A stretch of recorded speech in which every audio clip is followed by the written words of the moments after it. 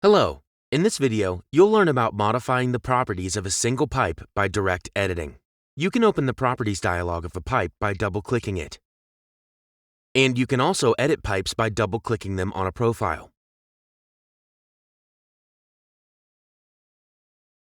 An alternative method is to select the pipe, then open the context menu with a right-click and click infraWizard Edit. Now let's go through the pipe properties in this dialog. In the General Properties panel, you'll see the pipe name, which you can directly edit here. But bear in mind that you can't have duplicate names for pipes in the same network. There are also some uneditable properties in this panel. The element type, either pressure or gravity, and this will just follow the type of parent network. And there is the network name, and the names of the start and end nodes of the pipe. Then we move to the geometry. The first property here is the pipe length, and this is the 2D length of the pipe element. It cannot be changed manually because it's related to the plane geometry of the pipe.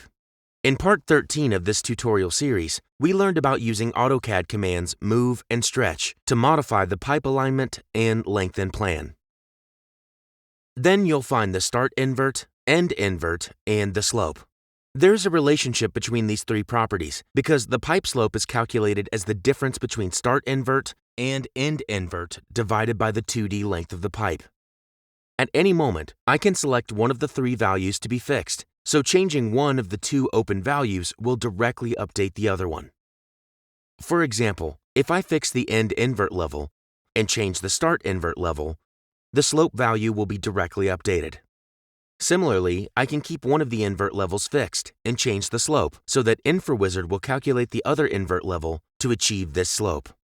And if I fix the slope value and change one of the two invert levels, the other invert level will be updated to keep the same fixed slope. This is like raising or lowering the pipe while holding its slope constant.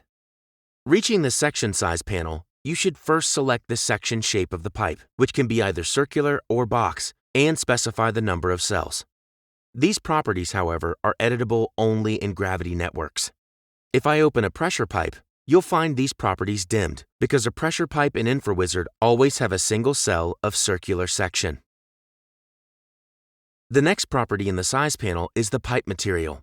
You'll find here a list of pipe materials that are available in the pipe library of your project according to the section shape you selected. Let me remind you that the pipe library is divided into two parts, one for circular section conduits and another for box section conduits, and each part has a list of pipe materials. We learned about working with Pipe Library in Part 12 of this tutorial series, in case you'd like to review it. All pipe materials in the library are available for both gravity and pressure networks. Once you select the pipe material here, the list of pipe sizes is directly updated based on the available sizes of this material.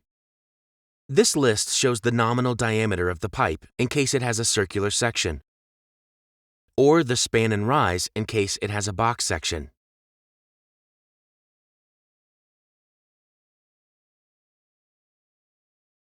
The remaining dimensions here are read-only fields because they're just extracted from the library data according to the selected nominal diameter. The last property of a pipe is the backdrop connection type, and this is available only in gravity networks.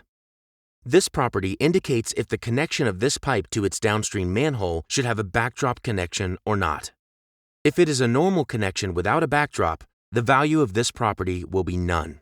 But if I go to another pipe that has a backdrop, this property will be showing the type of backdrop, which can either be a vertical backdrop or a ramp backdrop.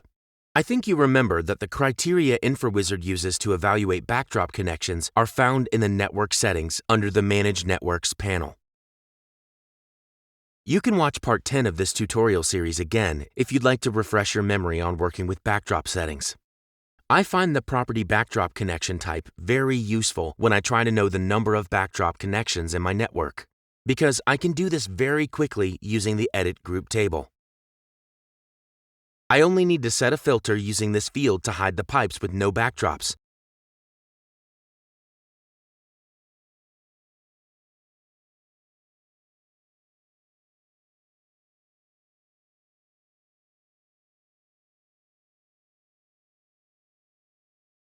That's everything for today's session.